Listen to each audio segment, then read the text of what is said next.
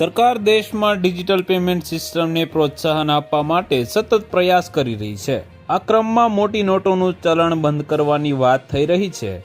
આરબીઆઈએ પહેલાથી જ 2000 રૂપિયાની નોટ છાપવાનું બંધ કરી દીધું છે। હવે 500 રૂપિયાની નોટ બંધ કરવાની તૈયારી ચાલી રહી છે। ચાલો નિષ્ણાંતો દ્વારા તમને જણાવીએ કે 500 રૂપિયાની નોટ ક્યારે બંધ થઈ શકે છે। બેન્કિંગ નિષ્ણાંત અશ્વની રાણાના મતે આરબીઆઈની સંમતિ પછી સરકાર માર્ચ 2026 પછી 500 રૂપિયાની નોટ બંધ કરી શકે છે।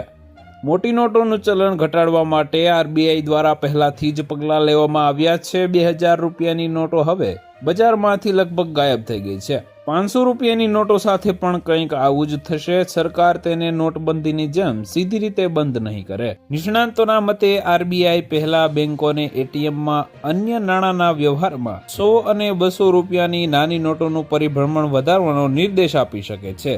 તે પછી જ તેના વિશે જાહેરાત કરી શકાય। તો વધુ માહિતી મેળવવા માટે ચેનલ સાથે જોડાયેલા રહો। વિડીયો પસંદ આવે તો લાઈક કરી દેજો। ચેનલમાં નવા છો તો સબસ્ક્રાઇબ કરી દેજો।